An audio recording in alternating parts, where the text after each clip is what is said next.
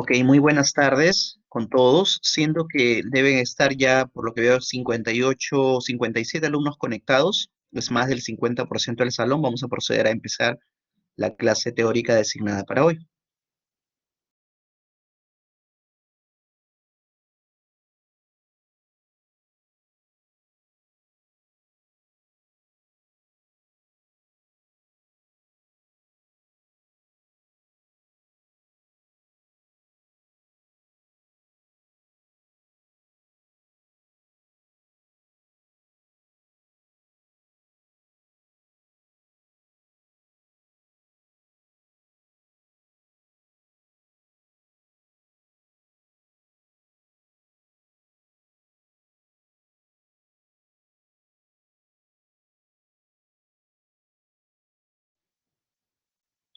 Antes de empezar la clase teórica, quisiera por favor que pudieran confirmar si me escuchan correctamente. Sí, doctor, buenas tardes, podemos escucharlos. Buenas tardes, doctor, sí se escucha. Listo, perfecto, muchas gracias. Ok, entonces el último tema designado para el día de hoy, ya para cerrar la semana de teorías, es desórdenes endocrinos del adulto mayor. Primero, lamentablemente, cada vez que uno carga las diapositivas a la plataforma de Blackboard, como que a veces la desconfigura un poquito, las disculpas del caso, pero vamos a tratar de corregirlo de manera verbal en el momento que veamos alguna distorsión en las diapositivas. Cuando hablamos acerca de desórdenes endocrinos del adulto mayor, principalmente lo que vamos a revisar es cuál es el proceso de envejecimiento normal del adulto mayor. O sea, ni más normalmente cómo el adulto mayor envejece desde el punto de vista del sistema endocrino. Muchas veces este proceso de envejecimiento suele confundirse con patología. Entonces tenemos que aprender a diferenciar cuándo estamos hablando de un desorden real de endocrinología en el adulto mayor o cuando estamos hablando de un proceso fisiológico propio del envejecimiento. Entonces, sin más preámbulos, vamos a hablar acerca del envejecimiento del sistema endocrino. ¿Y por qué se va a caracterizar este? Se va a caracterizar porque existen dos cambios muy importantes de los órganos productores de diferentes tipos de hormonas en la economía corporal, que vienen a ser el compromiso, el proceso de envejecimiento del páncreas y el propio proceso de envejecimiento de la tiroides. Entonces, esos son dos de los principales órganos del sistema endocrino que van a verse afectados por el proceso de envejecimiento de las personas. Y cuando hablamos de proceso de envejecimiento, también tenemos que hablar de metabólicamente qué cosa es lo que sucede en el organismo de nosotros. Y lo que vamos a observar es, primero, una disminución de la capacidad de síntesis proteica. ¿Por qué es importante saber esto? Porque recuerden ustedes que la proteína es la estructura, es el ladrillo con el cual se conforman diferentes tejidos en el organismo. O sea, los carbohidratos no nos sirven para formar estructura, los lípidos tampoco nos sirven para formar estructura. Es el músculo, es la proteína la que nos permite formar estructuras diferentes en nuestro organismo, desde los músculos, parte del tejido graso y diferentes regiones corporales, pero principalmente está dirigido a lo que viene a ser la parte muscular. ¿Qué otra característica va a tener el envejecimiento asociado al anciano frágil, a la fragilidad? Es que va a haber una disminución de la respuesta inmunológica convencional. Entonces, la respuesta del adulto mayor frente a una noxa es totalmente distinta a la respuesta de un adulto mucho más joven, de un adolescente y, por supuesto, de un niño. Se sabe, por ejemplo, haciendo un poquito de comparación clínica con lo que estamos viviendo hoy en día con el tema de la COVID-19, que, por ejemplo, el adulto mayor podría responder con una menor respuesta inmunológica a la vacuna versus un adulto más joven. ¿Por qué? Porque su sistema inmunológico está venido a menos, tiene una menor capacidad de respuesta tanto humoral como celular en relación a una población mucho más joven. Entonces, posiblemente se puede plantear la necesidad o posibilidad de pronto que en el adulto mayor no solamente sean dos dosis, de pronto van a tener que ser tres dosis, ya van a ser cosas que se van a ir investigando en el tiempo. ¿Qué otra característica va a tener el proceso de envejecimiento asociado a fragilidad? Va a haber un incremento de la masa grasa. Entonces, la característica del adulto mayor, y de pronto ustedes lo pueden ver en algunos adultos mayores también, es que su característica principal es que el tejido muscular es reemplazado progresivamente por tejido graso.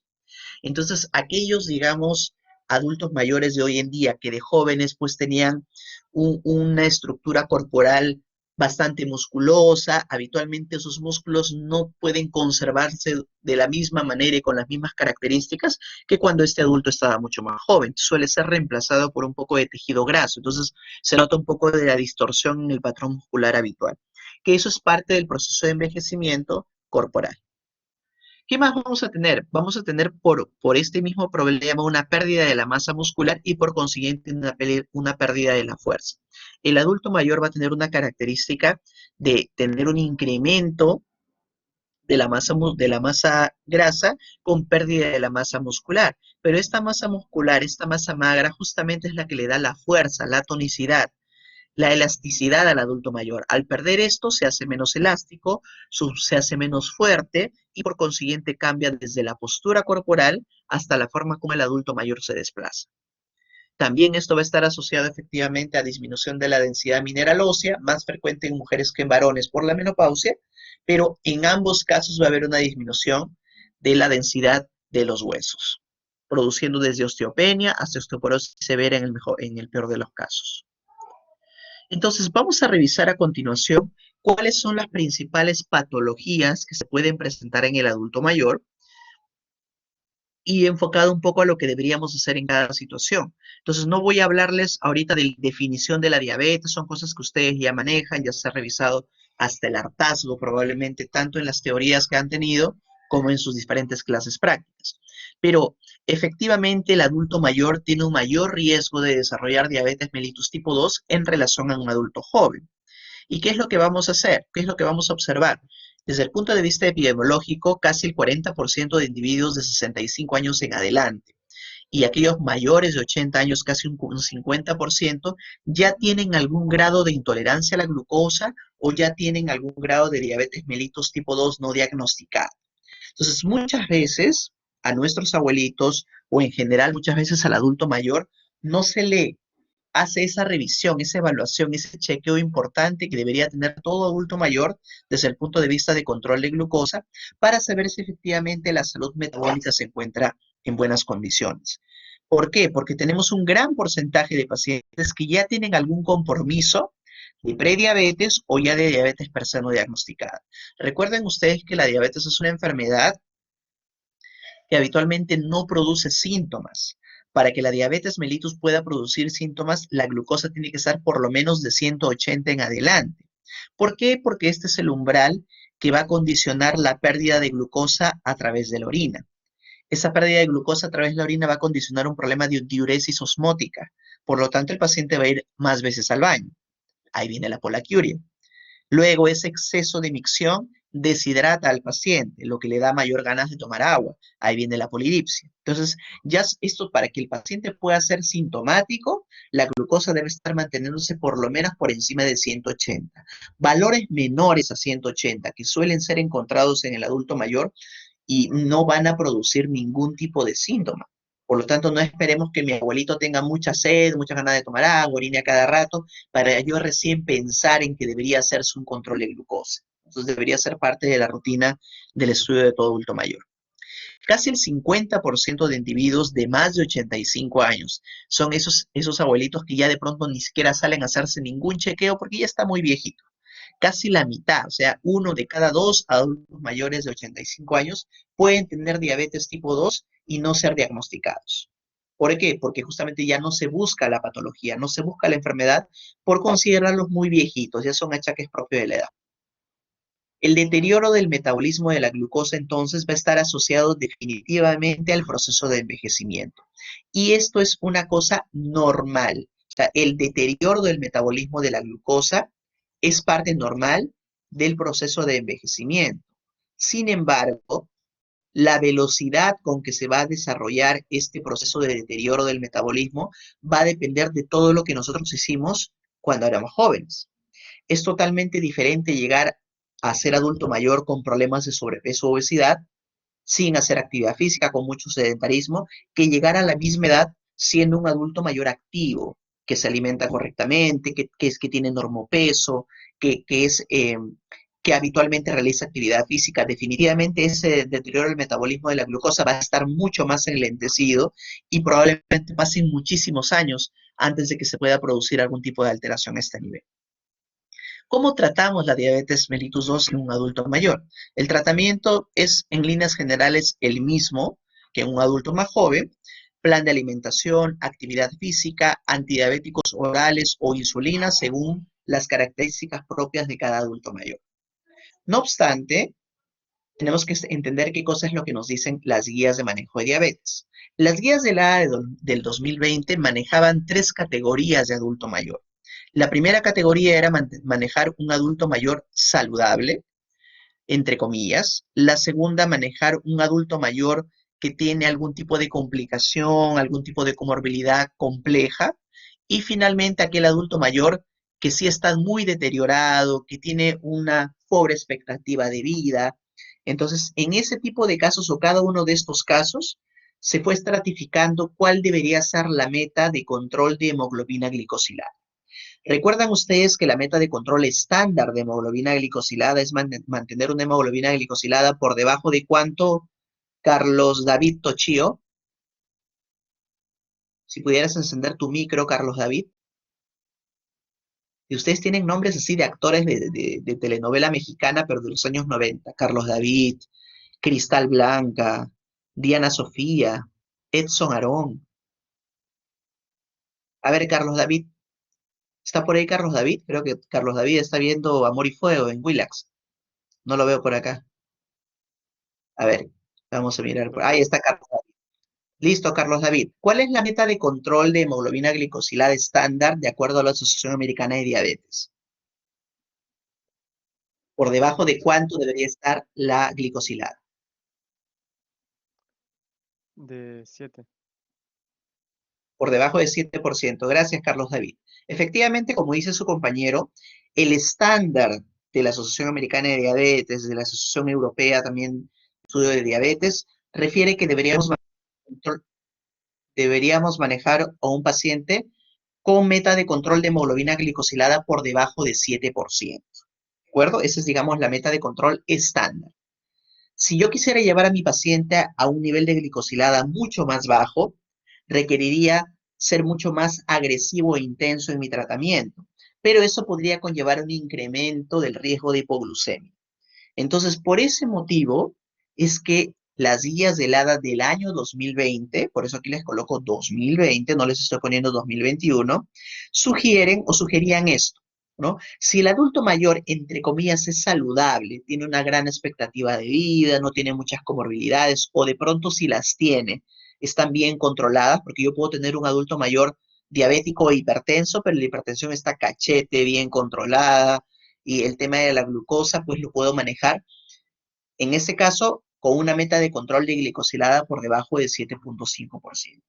Si la expectativa de vida de este adulto mayor es intermedia, de pronto tiene por ahí su hipertensión, quizá ya se infartó una vez, como que es un poquito más delicadito, no debería ser tan agresivo con el control de glucosa y llevarlo a menos de 8%.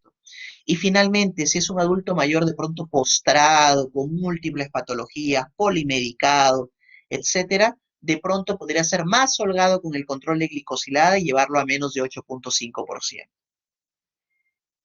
Este punto en particular de aquí, cuando conversábamos con los colegas de endocrinología, muchos no estábamos de acuerdo, porque finalmente terminábamos teniendo un poco de conflicto con los geriatras, porque esto de aquí les encanta a los geriatras.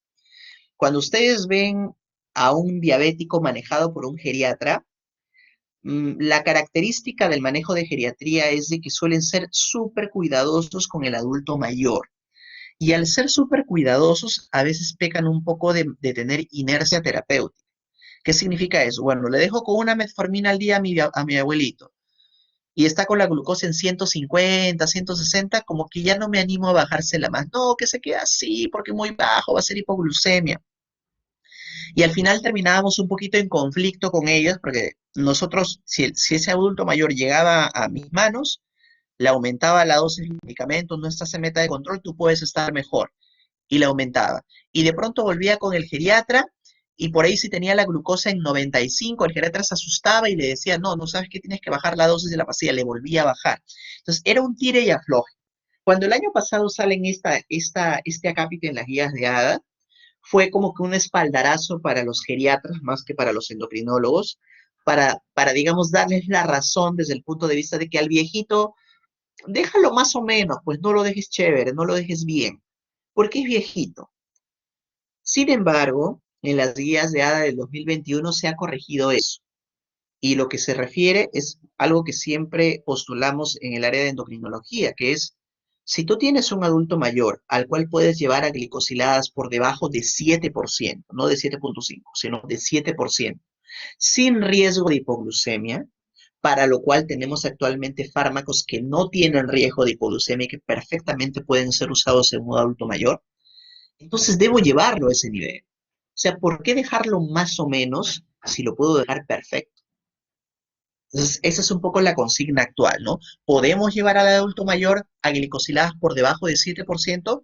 Ya lo podemos hacer, está en la guía 2021, pero en el adulto mayor que de pronto, desde el punto de vista de su entorno, de su background, es muy complejo llevarlo a esas glicosiladas por debajo de 7%, se podría considerar de 7,5 para abajo. Entonces, ya se ha tratado de buscar un punto intermedio, con lo cual yo particularmente estoy muy de acuerdo. ¿Qué medicamentos entonces debería utilizar en mi adulto mayor que tengan bajo riesgo de hipoglucemia? Y acá les he tratado de agrupar los principales fármacos que podríamos utilizar. Entonces tenemos por acá, por ejemplo, a la metformina, la consabida metformina. Disculpen ustedes que la letra se superpone, pero eso es porque el Blackboard así maltrata las diapositivas, no sé por qué. Entonces, acá tenemos metformina y tenemos dos tipos de metformina. Tenemos metformina de liberación inmediata y tenemos metformina de liberación lenta. Entonces, ¿yo cuál de las dos debería utilizar idealmente en mi adulto mayor? ¿Y por qué? Entonces, primero, la primera pregunta se cae de maduro. Deberíamos utilizar metformina de liberación lenta. La pregunta es para Claudia Morales. Claudio, si pudieras encender tu micro, por favor. Vamos a tratar de hacer un poco de aplicación práctica de lo que estamos aprendiendo, porque esos son puros datos. Si yo no lo aplico en una situación real o práctica, no perdemos, tendríamos dificultades. A ver, Claudia, doctor, no quiero acceder al micro. Ah, no puedes acceder al micro. Ya, ok. A ver, pero bueno, coméntame, Claudia, en que todo caso por el chat. Dime, ¿por qué sería más conveniente utilizar una metformina de liberación lenta o prolongada en un adulto mayor que usar una metformina convencional clásica de liberación inmediata? En una sola frase.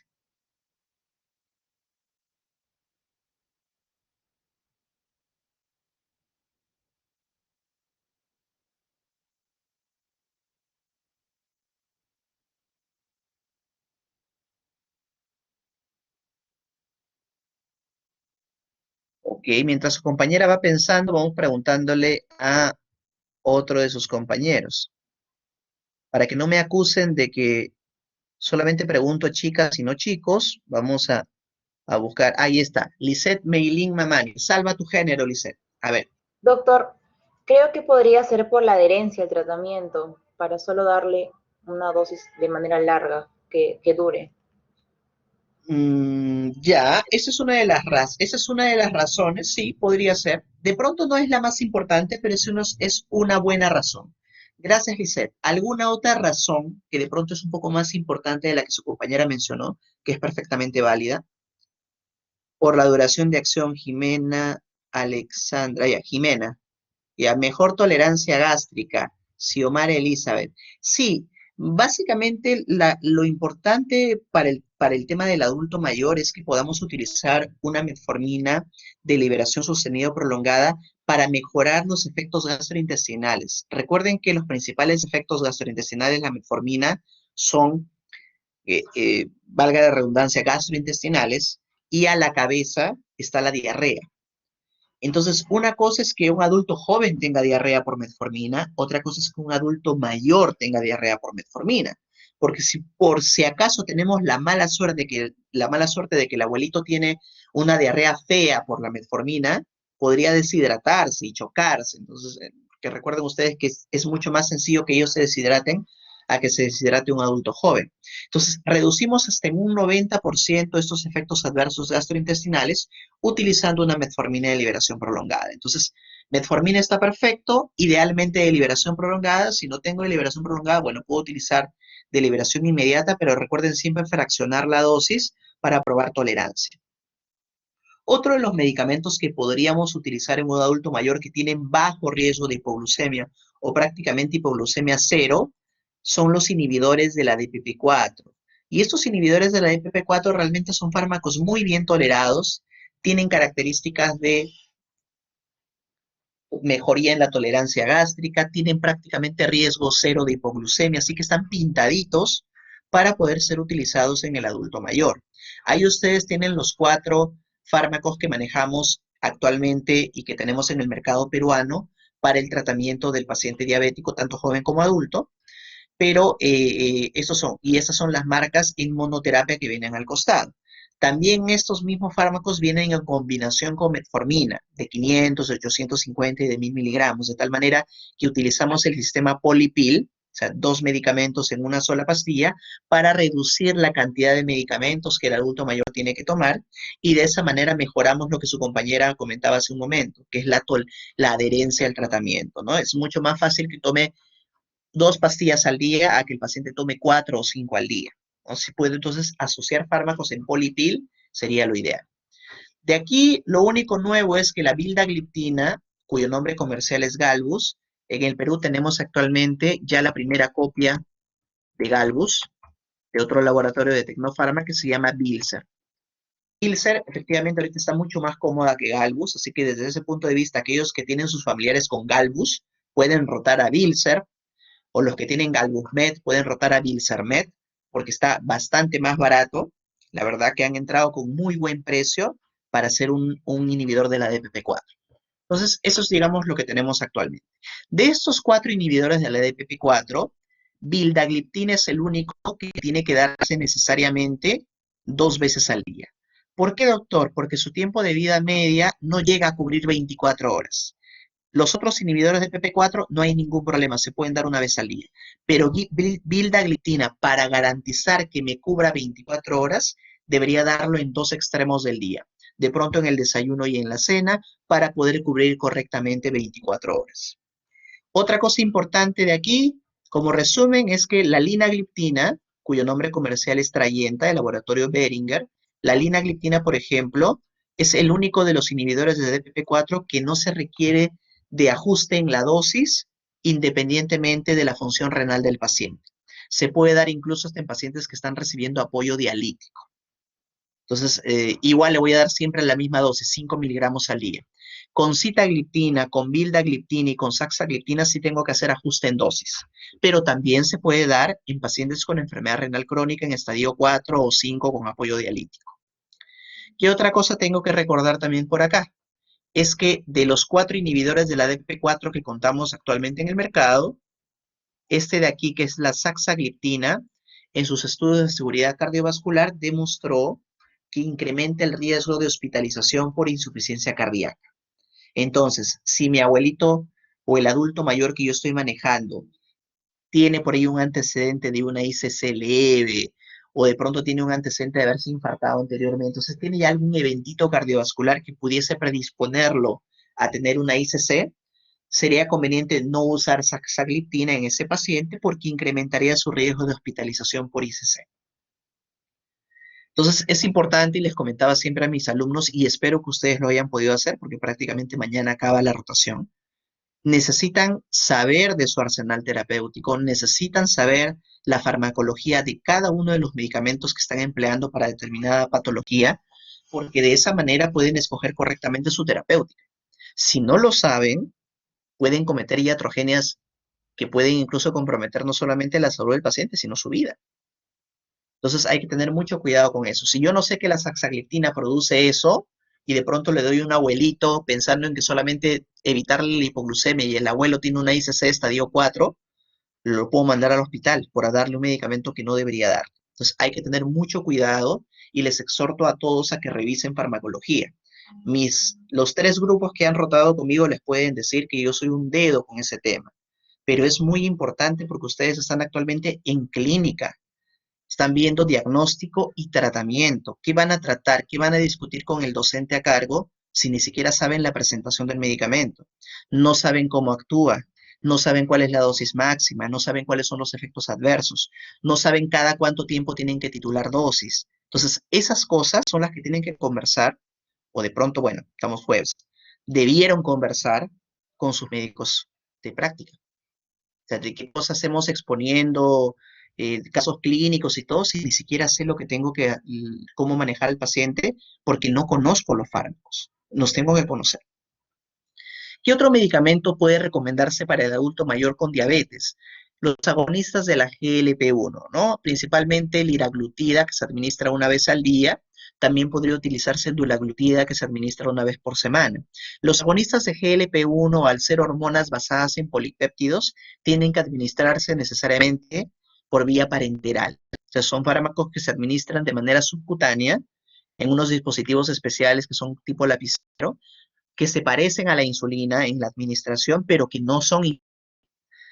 son medicamentos que han demostrado, sobre todo liraglutida y dulaglutida, protección cardiovascular. O sea, no solamente me reducen la glucosa, sino también tienen efectos adicionales de reducción de muerte cardiovascular, infarto de miocardio no fatal y stroke. Entonces, es importante saber también eso para poder planteárselo. Y es más, en la guía de la ADA, que seguro ustedes ya han revisado, figura como elemento importante de evaluación de un paciente diabético es ver si el paciente tiene o enfermedad cardiovascular aterosclerótica establecida, o tiene enfermedad renal crónica, o tiene insuficiencia cardíaca. Y en base a eso yo categorizo los fármacos que debería ofrecerle a mi paciente, además de la metformina. El otro grupo farmacológico que tenemos son los inhibidores de la SGLT2. Recordarán ustedes que estos fármacos se utilizan y tienen un efecto particularmente a nivel renal. En el Perú tenemos actualmente dapagliflozina y empagliflozina. Tuvimos inicialmente también canagliflozina, pero no ha habido una buena promoción y como que no lo tenemos en el mercado. Entonces, dapagliflozina y empagliflozina son antidiabéticos orales, utilizan el efecto de no reabsorción de glucosa, son medicamentos glucosúricos, hacen que el diabético pierda glucosa por orina y de esa manera tienen un efecto de disminución de la glucosa a nivel plasmático. También han demostrado beneficio de protección cardiovascular. O sea, el paciente, desde el punto de vista cardiovascular, se muere menos en relación a aquellos que no utilizan estos fármacos. ¿Qué consideraciones yo debo tener con los inhibidores de la SGLT2, sobre todo en el adulto mayor y sobre todo si es mujer? Estos fármacos han demostrado como efecto adverso un incremento de las infecciones genitourinarias. Por consiguiente, yo tengo que decirle a mi paciente al cual voy a emplearle esos fármacos que tiene que ser mucho más estricto de pronto de lo que ya es con su higiene íntima. ¿Para qué? Para reducir el riesgo de aparición de infecciones micóticas o infecciones del tracto urinario. En sus estadios más severos como efecto adverso, ya hay reportes de gangrena de Fournier con el tratamiento con empagliflozina y dapagliflozina.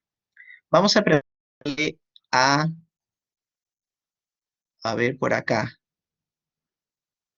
Juan Evangelista. Juan Evangelista Kika, si pudieras encender tu micro, por favor.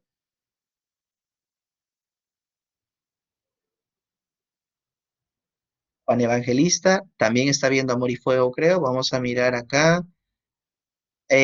Luis Alberto Mailma, si pudieras encender tu micro, por favor.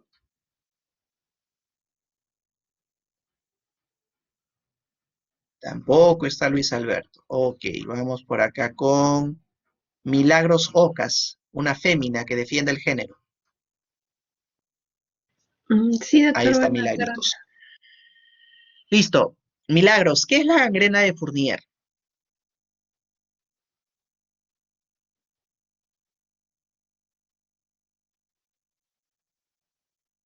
Milagros. Doctor, no sabría Ahí está. decirle. Ok, gracias Milagros. ¿Qué nos dice tu compañera Melvi Cueva?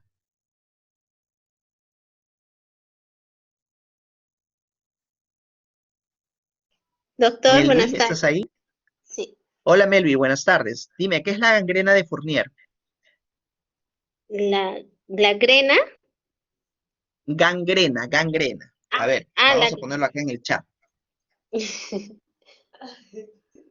Gangrena de Fournier. Ahí está. En el chat, gangrena de Fournier. ¿Qué es la gangrena de Fournier? ¿Sabes? ¿No sabes? Es, eh, mm,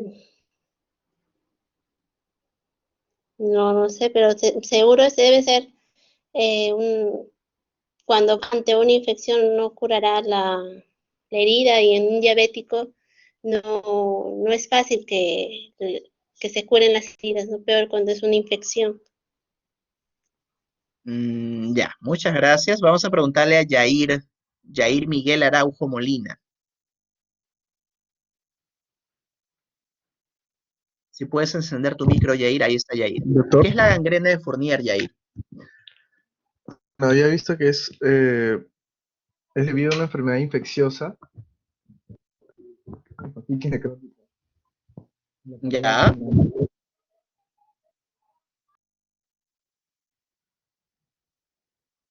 Ya, ya. Alessandra Caroline Lazo nos dice que es una infección que se da en pacientes diabéticos en las zonas genitales. Bueno, realmente no se da solamente en diabéticos, pero es más proclive en pacientes diabéticos. Pero el asunto es que es una infección que es justamente necrotizante, pero ¿en qué parte del cuerpo? En las zonas genitales, específicamente es en el periné. ¿Recuerdan cuál es el periné?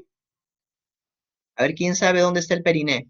Anatomía de segundo año o primer año de medicina, dependiendo de la universidad. ¿Qué nos dice Alondra? ¿Dónde está el periné, Alondra? Vamos a respirar un poquito de la endocrinología.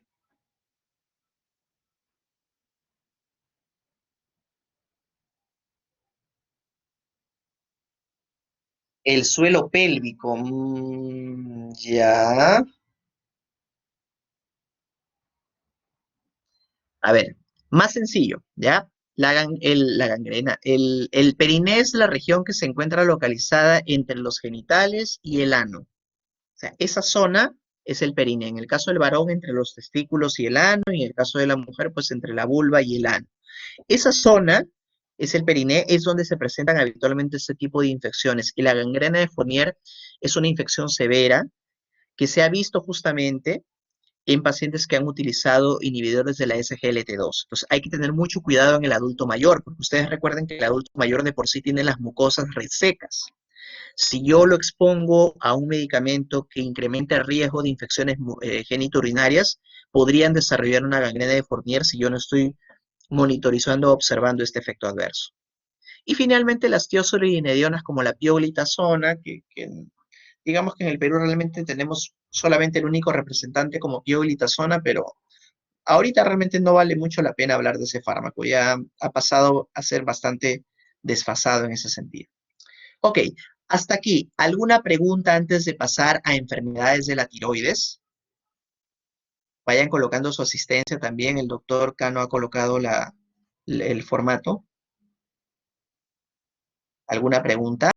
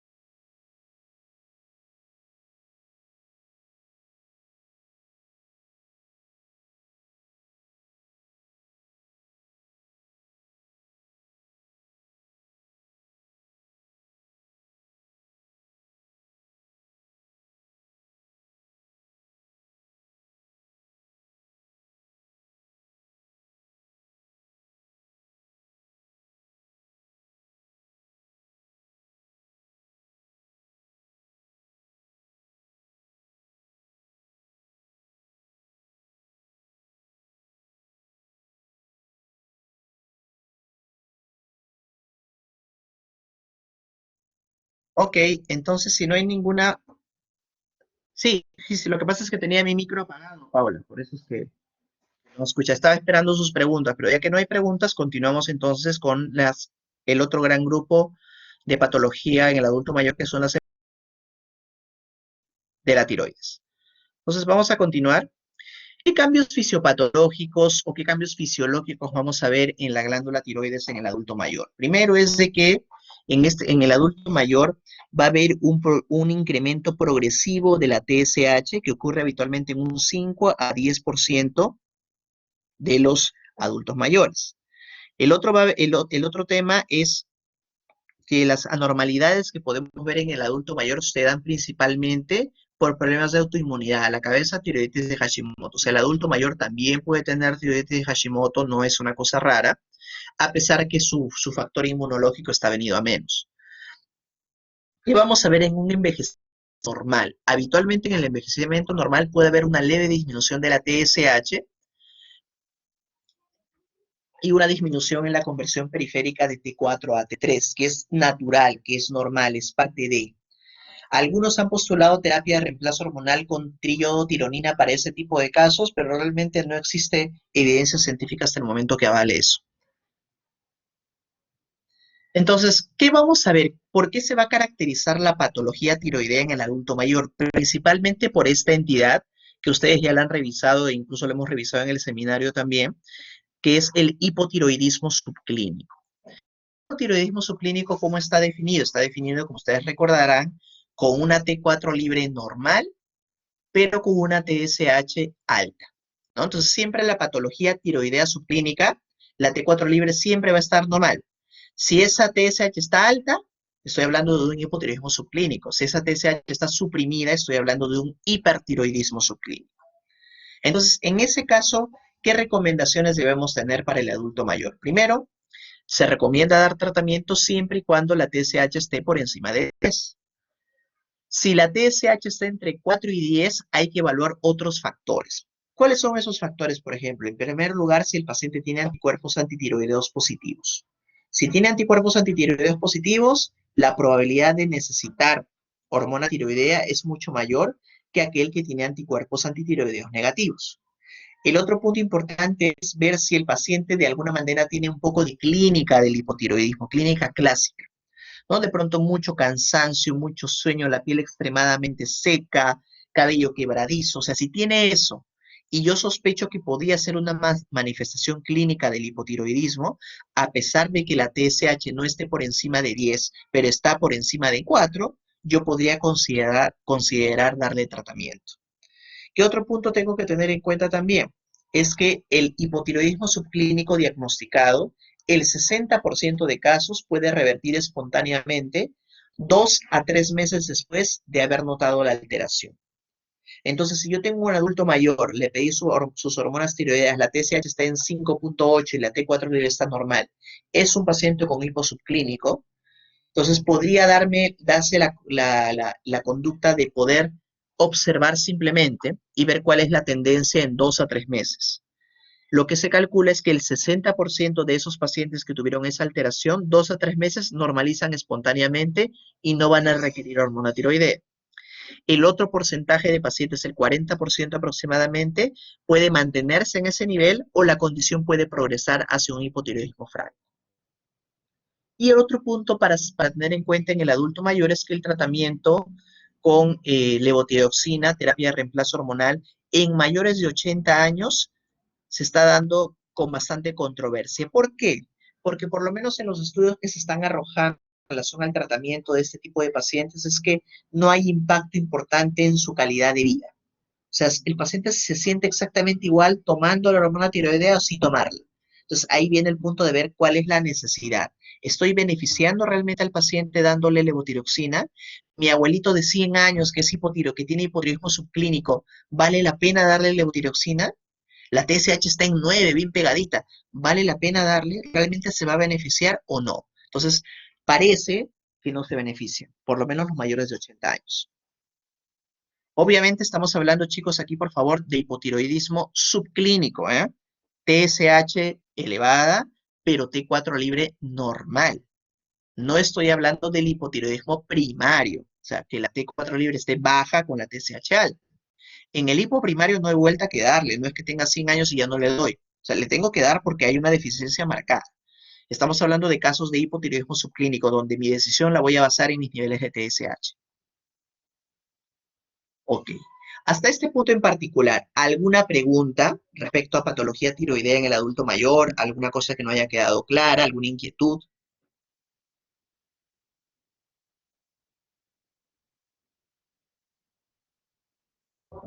Doctor, Luis Antonio, sí. sí, doctor, disculpe, ¿podría repetir la parte donde dijo de cuando el TSH está de 4 a 10 que hay que evaluar en el paciente antes del tratamiento? No lo Ok, escuché. gracias Luis. Lo que evaluamos principalmente en un paciente, cuando la consigna es la siguiente. Si es un hipotiroidismo subclínico y la TSH está por encima de 10, no hay vuelta que darle. Lo debo tratar. Le debo dar hormona tiroidea. La controversia siempre está cuando la TSH no llega a pasar el 10, o sea, está entre 4 y 10. Entonces, ahí entra un poquito la cosa en controversia. ¿Lo debo tratar o no lo debo tratar? ¿Cuáles son los elementos que si salen alterados o si salen positivos, están a favor de darle tratamiento? Lo primero son los anticuerpos. Si los anticuerpos antitiroideos están positivos, debería darle tratamiento a ese paciente, porque es una tiroiditis de Hashimoto, y ese hipo subclínico va a progresar en algún momento a hipo franco. Entonces, sí debería darle tratamiento. Otra condición que puede estar a favor del tratamiento es que tenga clínica de hipotiroidismo. A veces, a pesar de ser solo hipotiroidismo subclínico y en teoría no debería producir molestias, a veces los pacientes tienen molestias. Se están cansados, tienen mucho sueño, la piel está muy reseca, el cabello se quiebra, son muy friolentos. Entonces, ya son elementos que yo digo, pero es subclínico, pero tiene clínica, tiene sintomatología, de pronto sí se puede beneficiar del tratamiento y le puedo dar tratamiento. Entonces, anticuerpos antitiroideos positivos, que tengan clínica de hipotiroidismo también es otro elemento que va a favor. A veces cuando tienen otras comorbilidades autoinmunes también se podrían considerar. Si es un paciente que tiene artritis reumatoide, es muy probable que también tenga tiroiditis de Hashimoto. Si es un paciente que tiene lupus, es muy probable que tenga también tiroiditis de Hashimoto. Entonces, hay asociación en autoinmunidad. Si mi abuelito tiene vitíligo, que también es una condición autoinmune, es muy probable que tenga también compromiso tiroideo. Entonces, para ese tipo de casos se puede evaluar y dar tratamiento para ayudarlo a mejorar. Ok. ¿Preguntas? ¿Más preguntas aparte de lo de su compañero? ¿Alguna otra? Frank Alex, mi tocayo. A ver, dime, Frank. Doctor, según el ADA, veo que los adultos mayores dan como referencia solamente la evaluación de la hemoglobina glicosilada. En aquellos pacientes adultos mayores generalmente están anémicos, ¿no? Y creo que en la anterior clase nos habían dicho que hay que tener mucho cuidado al momento de evaluar la glicosilada cuando tenemos anemia. ¿No sería mejor en estos pacientes también evaluar la glucosa basal, doctor, o solamente con la glicosilada? Ya. Lo que pasa es lo siguiente. Una cosa es hablar de la meta de control de hemoglobina glicosilada. O sea, a cuánto yo quiero llevar mi paciente adulto mayor diabético, por debajo de cuánto de glicosilada. Y otra cosa distinta es cuando estamos hablando de qué parámetros debería utilizar para medir cómo va mi paciente. Recuerden ustedes que la hemoglobina glicosilada me mide el promedio de glucosa de los últimos 2 a 3 meses. ¿Qué significa eso? Que los cambios agudos no van a ser reflejados en la glicosilada hasta 3 meses después. Entonces yo no voy a esperar, digamos, 3 meses a volver a ver a mi paciente a ver si su glucosa está bien. Tiene que ir de la mano con el monitoreo de glucosa.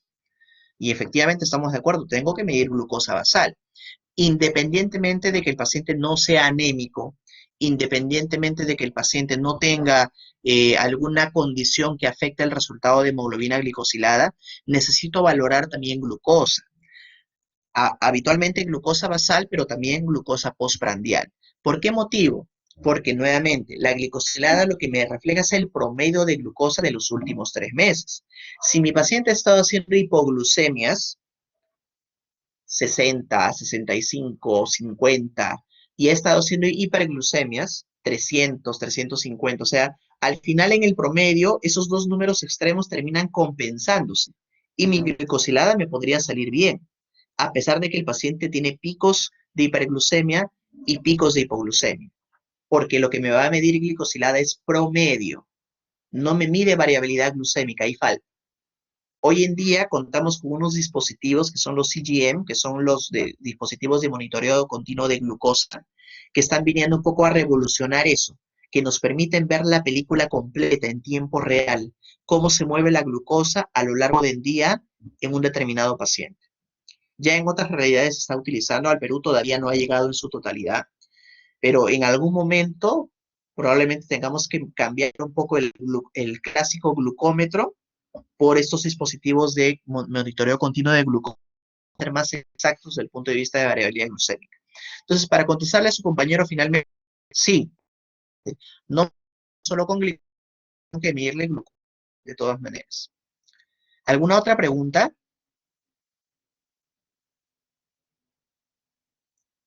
Lisette Meilín. A ver, Lisette, cuéntame. Perdón. Doctor, sí, justo acaba de mencionar de que el control de la glucosa en estos pacientes adultos mayores es importante. Ahora, en el contexto de la pandemia, en los pacientes, por ejemplo, diabéticos que no cuentan con quizá el aparato de glucosa en casa, ¿cada cuánto tiempo deberían de evaluarse? Deberían evaluar sus niveles de glucosa. A ver, eso es un poco relativo, depende mucho de las características de cada paciente. Te pongo un ejemplo. Si el paciente al cual yo voy a ver, y esto se aplica también para adultos jóvenes con diabetes, no solamente el adulto mayor, si el paciente que yo voy a ver es un diabético con el antecedente de ser bien controlado, o sea, controlado, perdón, que tenga una glicosilada en meta de control, que sus controles previos de glucosa hayan estado bien y está con un esquema terapéutico apropiado, digamos que yo podría darme de pronto el lujo en ese paciente, bueno, tú vas bien siempre, mídete la glucosa cada 2 meses o cada 3 meses en una glucosa central plasmática, ¿ya? Porque es un adulto mayor bien, pues un adulto bien controlado, ya tenemos historia de buen control. Pero si es un paciente al cual de pronto yo lo cogí unos meses antes de la pandemia, al cual recién estoy titulando, o sea, recién estoy viendo qué fármacos le va mejor, con qué controla mejor, entonces probablemente ese paciente necesita monitorizarlo de manera mucho más frecuente, no cada 3 meses, sino de pronto mensual o incluso cada 15 días. ¿Por qué? Porque es un paciente al cual recién estoy titulando. O sea, no sé todavía cómo me responde bien con la dosis de metformina asociada, qué sé yo, a vildagliptina. Tengo que ver si me responde correctamente, tengo que ver su glucosa en ayunas, su glucosa postprandial. Entonces, a ese paciente no lo puedo dejar muy lejos. Lo ideal realmente en estos momentos, con la coyuntura en la que nos encontramos, es que, y eso lo estoy haciendo yo con los pacientes por lo menos particulares, es de que todos se consigan su glucómetro. O sea, es fundamental ahorita con mayor razón. Siempre ha sido fundamental para el diabético, ¿ya? No indispensable, pero sí fundamental. Indispensable para el diabético que usa insulina, fundamental para el diabético que usa antidiabéticos orales, pero en estos momentos yo les podría decir que es indispensable para cualquier diabético, porque este tema del telemonitoreo y de la teleconsulta tiene para rato. Entonces, si vamos a esperar que en algún momento va a poder acercarse al laboratorio, o de pronto lo pueden hacer, ¿no? Yo tengo pacientes que les mando exámenes de laboratorio y van al laboratorio, se toman su muestra y ya está, dependiendo un poco del laboratorio, de sus protocolos de bioseguridad y todo, pero digamos, la posibilidad de que un adulto diabético se contagie de la COVID en un laboratorio tendría que ser piña, ¿no? Estar justo con otro que está ahí, y bueno, pero si quisiéramos buscar una alternativa segura, todos deberían contar con glucómetro. Y el monitoreo de la glucosa va a depender de las características de cada paciente preinicio de la pandemia. ¿Preguntas adicionales para pasar ya a lo siguiente? Ok, vamos a pasar rápidamente a lo último. ¿Qué otros cambios hormonales vamos a observar en el adulto mayor entonces? Acá tenemos el famoso eje hipotálamo, hipófisis, órgano blanco. Y ustedes van a ver aquí diferentes órganos blancos. Órganos blancos, perdón. Tenemos aquí el hígado, tenemos los ovarios y el testículo, tenemos las glándulas adrenales. Entonces, ¿qué tenemos por acá? Que no solamente hay alteraciones principalmente en páncreas y a nivel, sino que también durante el proceso de envejecimiento tenemos la detención o la disminución de otros procesos endocrinológicos en el organismo. Tenemos el tema de la menopausia por disminución de estradiol, que todas las mujeres van a pasar. La andropausia por disminución de testosterona, aunque ahí el término podría dar un poco de duda, ya lo veremos en un momento. Tenemos la adrenopausia, cuando el compromiso es a nivel de las adrenales y hay una disminución de los andrógenos débiles. Y tenemos la somatopausia, que a veces suele ser una continuación de la deficiencia de hormona de crecimiento del niño, que luego pasa al adulto y finalmente llega al adulto mayor. Entonces, ¿qué voy a tener? Bueno, esto era para estudiantes, no lo puedo sacar aquí. Vamos a tratar de hablar rápidamente de cada uno de estos. La menopausia. La menopausia se define como el cese permanente de la menstruación resultante de la pérdida de la función folicular ovárica, pero se diagnostica habitualmente en retrospectiva. O sea, yo para poder catalogar a una mujer como menopáusica, necesito que por lo menos esté 12 meses en amenorrea. O sea, que no haya menstruación 12 meses. Doctor, a veces mi paciente está con 3 meses no la regla, un mes le viene, después 5 meses no le viene, después otro mes le viene. Puede estar en climaterio, puede estar ingresando, estar en todo el periodo de perimenopausia, pero todavía no está establecida la menopausia. Para poder catalogar como menopáusica a una paciente necesito 12 meses de amenorrea a más. ¿Cuál es el promedio de edad de la menopausia? Aquí también ha habido una gráfica que se ha corrido. El promedio de edad de la menopausia, de acuerdo a la referencia que ustedes pueden observar ahí, es de alrededor de 51 años. ¿Ya? Ese es el promedio. Años más, años menos. Pero habitualmente en nuestra población se suele ver entre los 45 y los 50 años. En poblaciones nórdicas, que suelen ser poblaciones más viejas, habitualmente se suele ver entre los 50 y los 55 años, porque es gente más longeva. Básicamente va por ese punto. Muy bien. ¿Cuáles son las manifestaciones clínicas de la menopausia? ¿Qué se va a quejar la paciente? Primero, las reacciones vasomotoras, el clásico bochorno, la sudoración durante la noche, todo me fastidia, todo me apesta, cambios rápidos de humor, ánimo depresivo, malestar urogenital, porque al no tener el estímulo del estriol a nivel de la mucosa vaginal va a haber efectivamente una mayor resequedad, picazón, molestia, mayor predisposición a infecciones vaginales. Entonces, es todo un problema. ¿Cuáles son las consecuencias de la menopausia propiamente dichas? Desde el punto de vista endocrinológico, la pérdida de estrógenos incrementa la incidencia de enfermedad cardiovascular. Cuando se hacen los estudios de corte entre quién se infarta más entre varones y mujeres, los estudios clásicos que arrojaban, por ejemplo, que siempre la mujer se infartaba menos, pero a partir de la menopausia, a partir de los 45 o 50 años, el riesgo se equipara al riesgo del varón, lo que demuestra que los estrógenos, el estradiol, tendría un efecto cardioprotector en la mujer, que se pierde cuando éste ingresa a menopausia. ¿Qué otra cosa vamos a ver por acá? También va a haber pérdida de masa ósea con mayor frecuencia en las mujeres que en los varones. ¿Por qué motivo nuevamente? Porque el estrógeno, el estradiol, permite la acumulación, la fijación de masa ósea en los huesos largos. Cuando se pierden los estrógenos, esa capacidad de acumulación de calcio a ese nivel se pierde. Entonces, ¿cómo se pierde? También rápidamente se va descalcificando los huesos. ¿Cuál es el punto aquí importante? Y eso es para las chicas, que todas son, se supone, menores de 30 años. El pico máximo de acumulación de masa ósea es a los 30 años. ¿Qué significa eso, estimadas señoritas? Que ustedes tienen que tratar de acumular la mayor cantidad posible de masa ósea hasta los 30 años, porque a partir de los 30 años empezamos la picada, o sea, empieza a bajar. Entonces no me sirve de nada empezar a tomar el calcio, entre comillas, después de los 30 años, porque finalmente ya no me va a servir de mucho. Pero lo que sí les puede servir ahorita no es que tomen calcio, suplementos ni nada por el estilo, es que coman bien. O sea, utilicen alimentos con alto contenido de calcio para que puedan acumular la mayor cantidad de masa ósea posible. Lácteos, carne, leche, huevo, o sea, que puedan acumular este calcio, aprovechar este calcio biológicamente activo para acumular masa ósea. Y finalmente también se ha visto que los estrógenos tienen un factor importante en la salud neurológica y cuando estos fallan puede empezar a haber deterioro cognitivo, la aparición de demencias y otros tipos. Tratamiento de la menopausia, terapia de reemplazo hormonal. ¿Debemos utilizarlo? Hasta hace unos 20 años prácticamente se les daba a todas terapia de reemplazo hormonal. Ahora no. ¿Por qué? Porque cerca del 75% de mujeres que viven en Occidente experimentan muy pocos de los síntomas, así que habitualmente no se necesita terapia de reemplazo hormonal. Dicho sea de paso, recuerden ustedes que la terapia de reemplazo hormonal puede incrementar no solamente el riesgo de cáncer ginecológico, si me refiero a cáncer de útero, cáncer de mama, sino también pueden incrementar el riesgo de tromboembolismo pulmonar o trombosis venosa profunda en aquellas pacientes que tienen esa predisposición.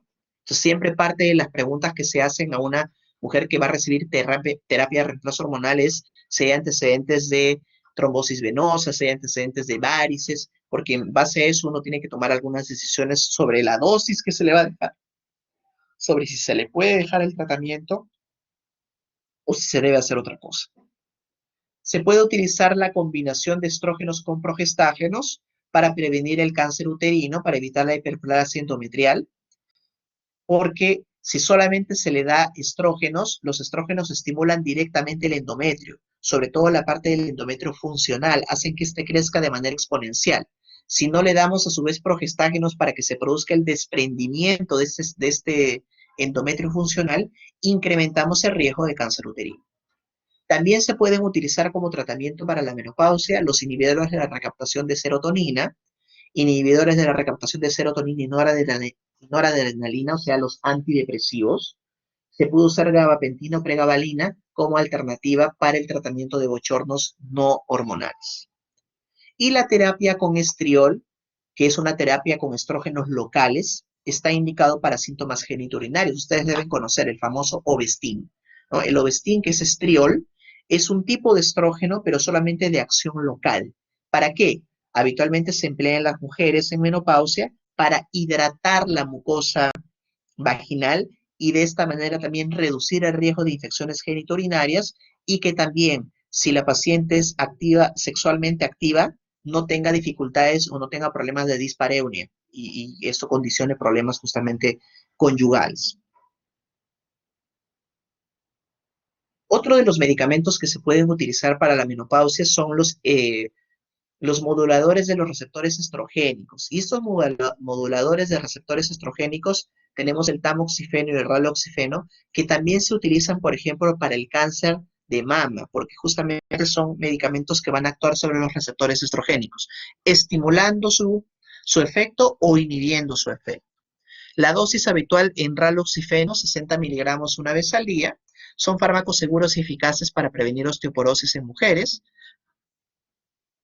con un 2.5% de incremento de la densidad mineral ósea en tratamiento a 2 años, y también tiene un efecto hormonoprotector en el cáncer de mama sensible a estrógenos.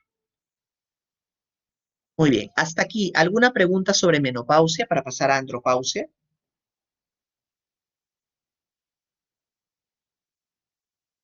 Muy bien.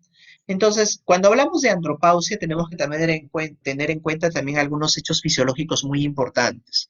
Primero, que la disminución de testosterona total y libre inicia después de los 40 años. Todos los varones tenemos una reducción progresiva de testosterona total y libre después de los 40 años como parte del proceso normal de envejecimiento. Eso no quiere decir que estemos hipogonádicos, quiere decir que eso es lo habitual, lo que va a suceder en el tiempo. En estudios transversales lo que se ha visto es que la disminución por año es de 1 a 2% y la testosterona libre habitualmente se reduce por un incremento de la globulina transportadora de hormonas sexuales que va incrementándose con la progresión de la edad. Entonces, la testosterona total disminuye, pero el transportador de hormonas sexuales incrementa su producción, por lo tanto jala más testosterona libre, por lo tanto hay menor biodisponibilidad de la misma. La definición de andropausia, entonces, se da en aquellos pacientes que tienen niveles disminuidos de testosterona, que estén asociados con signos y síntomas de hipogonadismo, o sea, deficiencia androgénica. Ahora, algunos postulan que debería utilizarse el término deficiencia androgénica del hombre en envejecimiento o del adulto mayor, porque realmente no es que ya no hay testosterona, sino que hay una disminución de la misma. Por eso es que no podría utilizarse teóricamente el término de andropausia, porque no es una pausa total, es una disminución progresiva, cosa que no sucede en la menopausia, porque en la menopausia sí, los estrógenos están por debajo de 10, están en el piso, o sea, no hay producción de estrógeno. Entonces, ¿cómo definimos deficiencia androgénica? Y la definición es arbitraria, es eminentemente bioquímica. En un estudio, por ejemplo, se determinó que el punto de corte mínimo es de 3.25 nanogramos por decilitro, pero ustedes van a encontrar en la literatura, por ejemplo, que pueden encontrar menos de 400 nanogramos por decilitro, o a veces menos de 300 nanogramos por decilitro. Eso, en esos puntos de corte puede ir variando qué pacientes tienen deficiencia de testosterona versus quienes no. Pero habitualmente el punto intermedio va en menos de 325. A medida que pasan los años, hay un mayor porcentaje de adultos mayores con este problema de hipogonadismo. No hay una clínica específica, pero la característica principal es la pérdida de la libido, la pérdida del deseo sexual por parte del varón, asociado a disfunción eréctil. Ahora, ¿cuál es el problema acá? El problema es preguntar de manera directa e indirecta si el varón tiene algún problema de disfunción eréctil. Y ahí no solamente es preguntarle el tema de si tiene erecciones durante una relación sexual, sino preguntarle cómo se encuentra la función peniana a lo largo de su vida habitualmente. Entonces, ¿qué cosa puedo preguntar? Primero, para poder establecer la pérdida de la libido. Recuerden ustedes que una cosa es la disfunción eréctil, o sea, que el pene no pueda mantenerse erecto durante una relación sexual o no responda correctamente a un estímulo sexual. Y otra cosa muy diferente es pérdida de la libido. Líbido se traduce como el deseo sexual, las ganas de tener relaciones sexuales. Y la disfunción y el tema de la erección es un tema netamente mecánico, en arco reflejo. La libido conlleva la erección, pero no viceversa. O sea, no es que la erección conlleva la libido, siempre va en un solo sentido.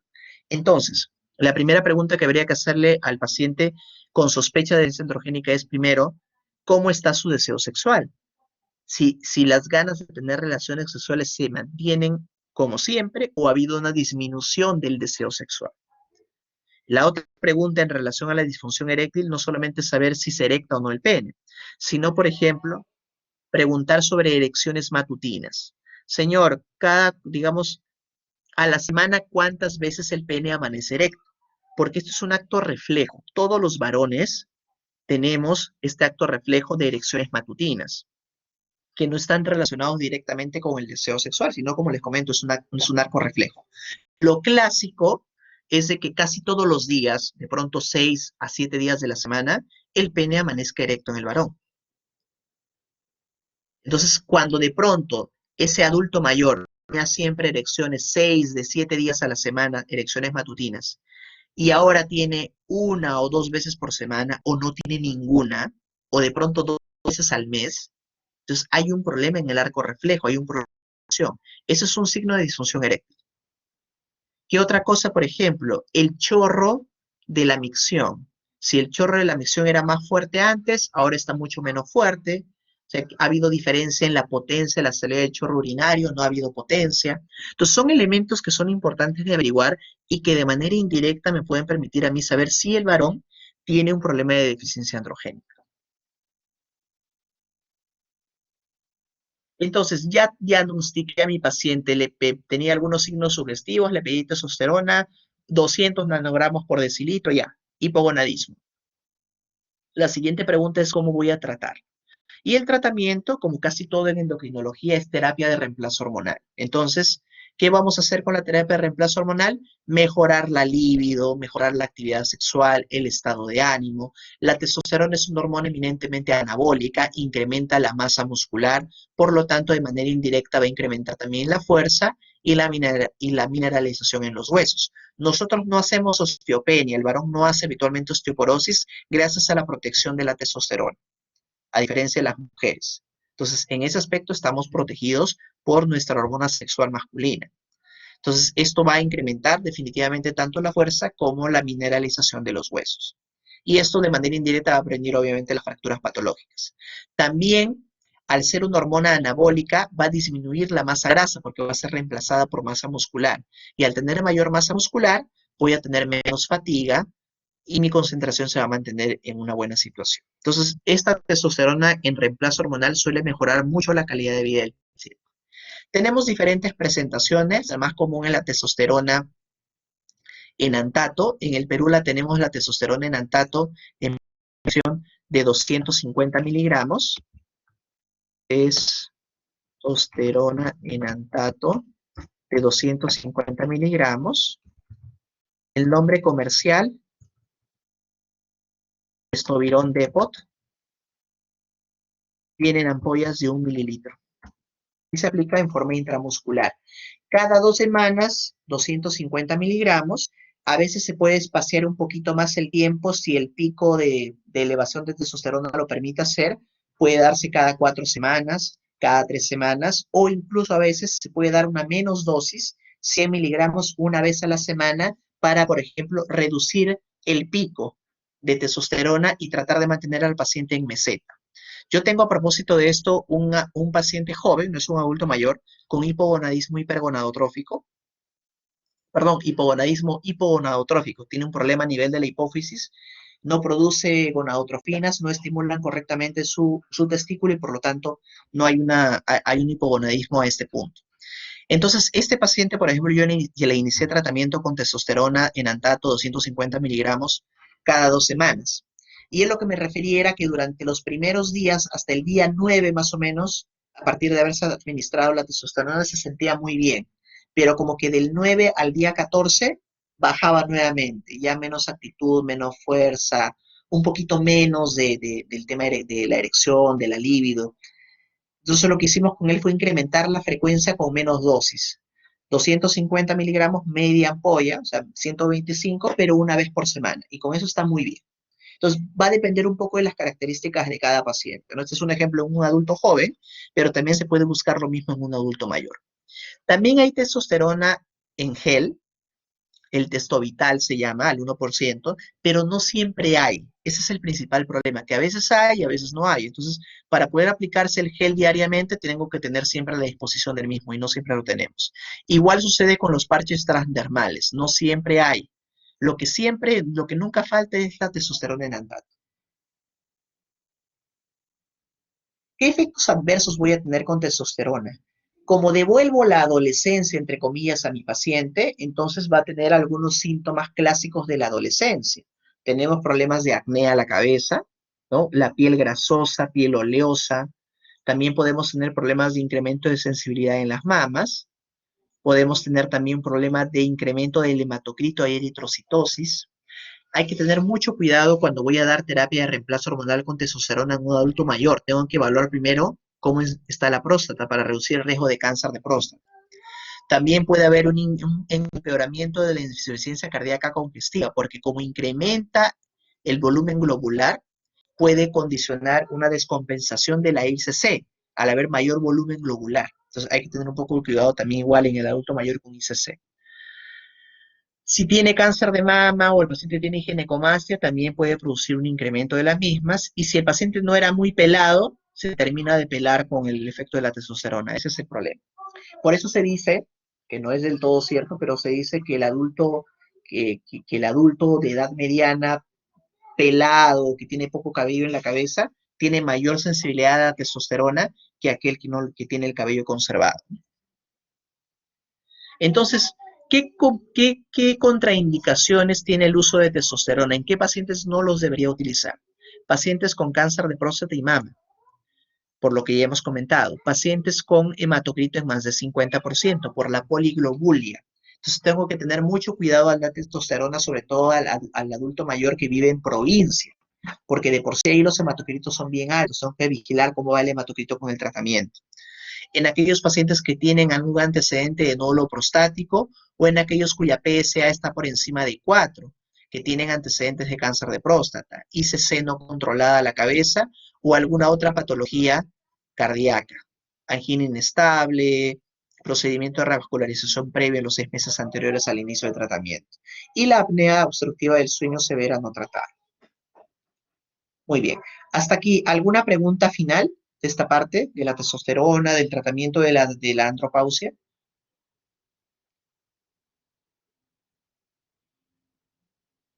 Ok, ahí está. Jimena Alessandra, sí, por favor. Sí, doctor, una pregunta. ¿El costo para el tratamiento, o sea, es accesible para los pacientes o no es accesible? Sí, depende un poco del bolsillo de cada persona, pero me parece que la ampolla de testosterona de Testovirón Depot debe estar costando alrededor de 60 soles, 70 soles, no más. Entonces, digamos que si la vas a utilizar 2 veces al mes, de pronto, que es el promedio, alrededor de unos 120 soles mensuales se tendría que gastar, más o menos. Entonces, yo creo que sí, sí es accesible, no me parece muy costoso. ¿Alguna otra pregunta? Lisette Mamani, sí. Doctor, ¿y por cuánto tiempo es que tienen que tener esos pacientes la terapia de reemplazo hormonal? En el caso de la andropausia, ¿o es dependiendo De de por, los síntomas o de por vida? no, es de por vida. Es de por vida. O sea, recuerden ustedes que la mayoría de estas condiciones son condiciones que se establecen en el tiempo. Entonces, al ser condiciones que se establecen en el tiempo, no retroceden. Todas estas terapias que estamos conversando son terapias de reemplazo hormonal. O sea, le damos al cuerpo, al organismo, lo que le falta producir. No le estamos dando un medicamento para recuperar la función testicular ni para recuperar la función ovárica. O sea, le estamos dando lo que sus ovarios y sus testículos ya no producen de manera apropiada. Entonces, es permanente. ¿Algo más? ¿Alguna pregunta más? No. Álvaro Daniel. Sí, Álvaro, te escuchamos. Ya, sí, en caso de que el paciente decida no continuar con el tratamiento porque ya no tiene la economía para costearlo, ¿hay efectos adversos si se retiran estos, bueno, el medicamento? No, realmente no. El efecto adverso va a ser que el paciente va a volver a presentar las molestias clásicas del andropausia. O sea, si es un hipogonadismo establecido y deja de usar testosterona, pues va a perder masa muscular, va a haber nuevamente disminución de la libido, va a haber nuevamente disminución de la función eréctil, va a haber disminución de la fuerza muscular, disminución del estado de ánimo. O sea, va a tener los síntomas del hipogonadismo. Pero no es que, digamos, va a empeorar de alguna medida, simplemente va a estar con toda la sintomatología. ¿Sí? Ok, doctor, gracias. Listo, Álvaro. ¿Alguna pregunta adicional para pasar a la parte ya final? Ahí a tomar lonche. Ok, entonces vamos a continuar con la siguiente parte que tiene que ver con la adrenopausia. Aquí ya no estamos hablando de andro, de varón, sino estamos hablando de adreno, de las glándulas adrenales. ¿Qué pasa con las glándulas adrenales? Esta parte sí es una parte un poquito esotérica, ya es una parte bien etérea. Se ha investigado, pero tampoco es que esté súper claro que se debe hacer y que es bueno. La dehidroepiandrosterona, que es lo que ustedes ven por acá, y la de hidroepiandrosterona sulfato son andrógenos débiles, recuerden ustedes, producidos por la zona reticular de la corteza suprarrenal. Y estas concentraciones en adultos, habitualmente en varones y mujeres adultos, son de 100 a 500 veces más altos que los de la testosterona propiamente dicho y de 1000 a 10.000 veces más altos que los del estradiol, respectivamente, tanto en varones como en mujeres. Entonces, es una concentración bastante alta de andrógenos débiles en relación a las hormonas fuertes, ¿no? Que son la testosterona y el estradiol. Estas concentraciones de andrógenos débiles suelen ser más altas en la tercera década de la vida y luego, como en todo sitio sucede, disminuyen progresivamente. Y entre los 70 y 80 años sus valores totales han disminuido en alrededor de un 20 a 30%, dependiendo si es varón o si es mujer. Entonces, aquí tenemos toda la cascada de producción de hormonas sexuales. Tenemos acá la adrenal. Tenemos aquí la glándula adrenal. Acá tenemos la dehidroepiandrosterona sulfato, que por conversión de la esterosulfatasa esteroidea se convierte en DEA, por acción de la 17-beta hidroxilasa. Entonces se convierte en 5-diol y después en testosterona. y luego por la acción de la 5-alfa reductasa se convierte en dihidrotestosterona, que es la testosterona activa. Entonces, para empezar, tenemos aquí que estos andrógenos débiles funcionan como precursores de los andrógenos fuertes, en este caso, de la testosterona. Y si esta testosterona está sometida a la acción de la aromatasa, va a convertirse en estradiol. Entonces, ¿qué cosa es lo que tenemos que tener en cuenta aquí? Que estas concentraciones parecen ser precursores de las hormonas más importantes y su disminución podría afectar de manera indirecta la producción normal de testosterona y de estradiol. Entonces, ¿qué cosa es lo que se hizo? Lo que se ha visto es que cuando hay deficiencia de DEA, de dehidroepiandrosterona, lo que vamos a ver es que va a haber una disminución de la sensación de bienestar, con un poco de disminución de sensación de la libido. Por eso se hicieron algunos estudios para ver si es que había alguna diferencia importante. ¿Y qué cosa se vio? Que la sensación de bienestar, por ejemplo, estadísticamente significativa, es mejor en aquellos que utilizan tratamiento con dehidroepiandrosterona versus aquellos que no usan tratamiento. Tanto varones como mujeres, en relación a la sensación de bienestar. Me siento bien, ¿no? ¿Cómo estás? Bien. Listo. Pero en relación a la libido, no hubo una diferencia muy importante. O sea, parece que no hubiese una diferencia, por lo menos desde el punto de vista numérico, sí, reducido, pero desde el punto de vista de pronto clínico, no es una cosa tan marcada. En otro estudio también, la administración de la DEA sintética, 50 miligramos al día, normalizó concentraciones de DEA y de DEAs, androstenediona y testosterona. Esto pensando en que la DEA es un precursor de la testosterona, como lo habíamos visto hace un momento en la cascada del colesterol. Lo que se ha demostrado es que esto mejora significativamente el bienestar general, puntuaciones para depresión y ansiedad, frecuencia de pensamiento sexual, interés sexual y satisfacción. Es una mejoría en la sensación de satisfacción en aspectos mentales y físicos relacionados directamente con la sexualidad. Entonces me siento mejor en estas situaciones cuando tengo DEA. Si no tengo DEA no me siento tan bien. Que esto tenga un impacto negativo sobre la salud de la persona, no necesariamente, habría que individualizar ahí el tratamiento. Entonces, ¿qué concluimos respecto a la adrenopausia? No tenemos hasta la fecha estudios aleatorios prospectivos con DEA en adultos mayores, con concentraciones bajas en suero de DEA y de DEAs, como para poder decir que la terapia del tratamiento funciona correctamente. Los que les he mostrado son estudios observacionales. La adición de este tratamiento con DEA 50 miligramos una vez al día o 2 veces al día no tiene o tiene pocos efectos limitados desde el punto de vista clínico, sobre todo en el sexo femenino. Y finalmente, para terminar ya, vamos a pasar a la somatopausia o a la deficiencia de hormona de crecimiento. Entonces, la secreción de hormona de crecimiento disminuye progresivamente casi un 14% por década en individuos normales. Y recuerden ustedes que la hormona de crecimiento por fisiología no actúa directamente, sino actúa a través de la somatomedina C, o lo que se conoce actualmente como IGF-1. Factor de crecimiento insulínico tipo 1, que es el que va a ejercer el efecto de crecimiento y de sensación de bienestar y de mejoría muscular en el paciente. Recuerden ustedes que la hormona de crecimiento también es una hormona eminentemente anabólica, al igual que la testosterona. Ayuda a formar estructura. Entonces, el IGF-1 puede ayudar a potenciar la fuerza muscular y las características de sensación de bienestar y tonicidad muscular. ¿Qué pasa de acuerdo a los estudios? La mayoría de veces la disminución de hormona de crecimiento y por consiguiente la disminución de IGF-1 va a reducir directamente la capacidad funcional en las personas de edad avanzada. Eso se conoce como somatopausia. Entonces, esta somatopausia es un elemento a considerar. ¿Cómo se diagnostica? ¿Lo diagnostico en el adulto mayor? No.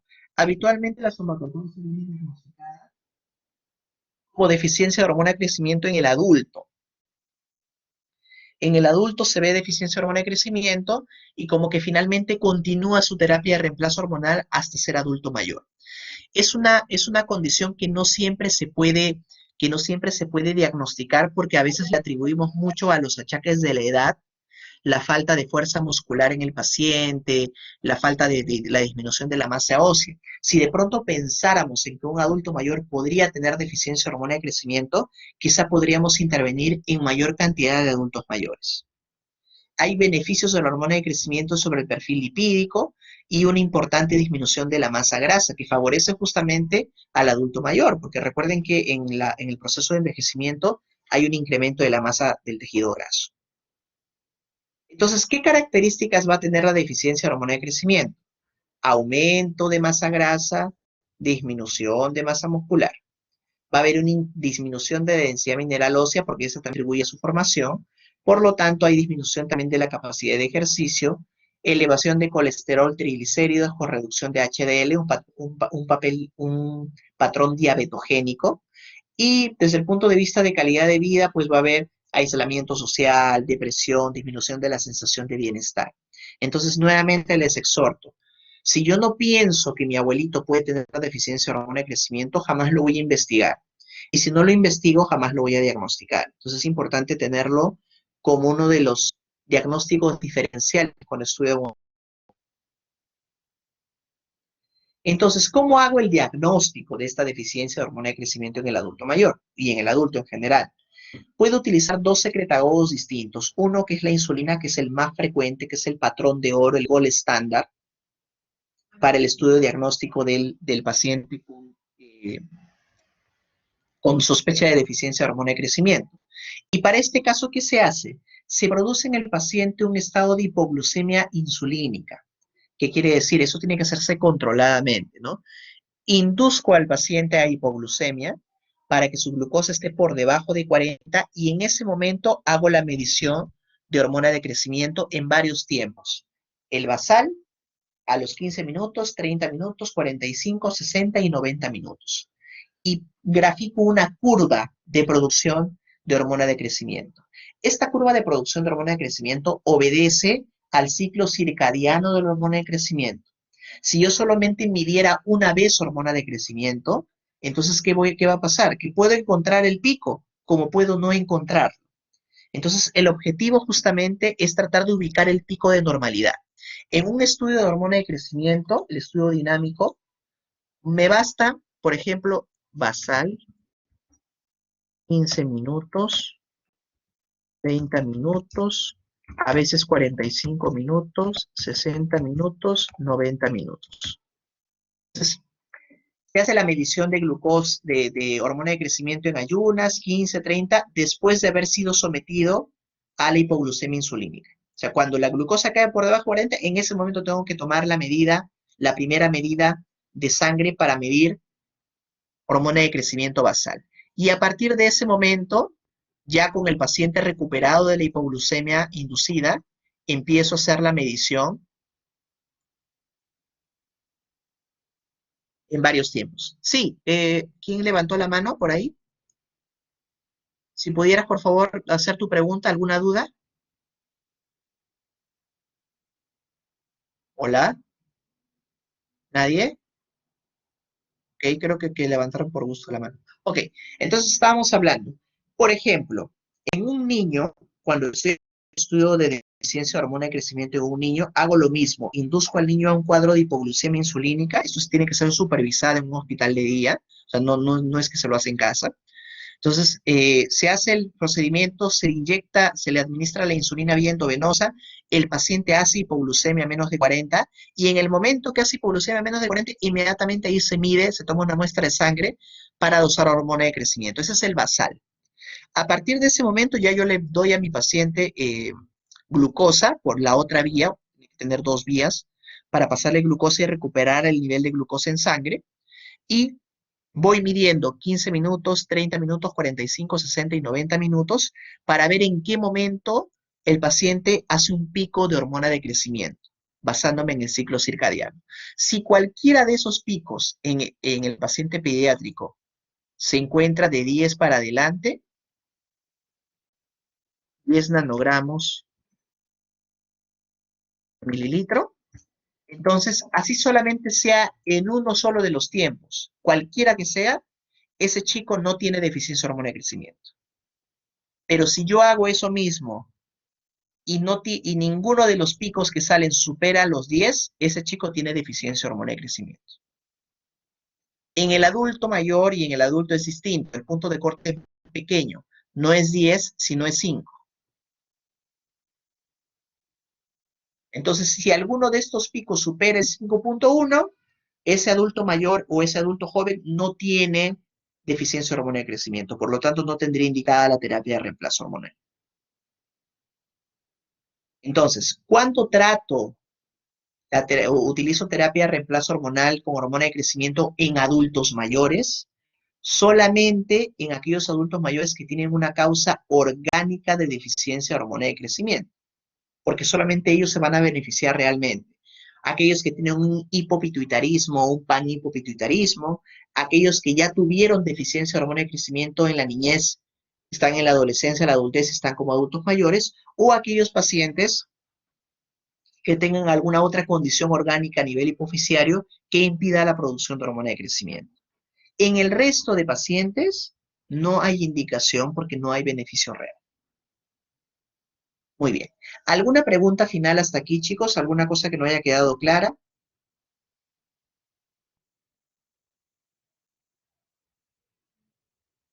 Muy bien. Si no hubiesen más preguntas, entonces yo daría por concluida la clase teórica. Les agradezco la atención y ya nos estamos viendo para otra oportunidad. Muchas gracias.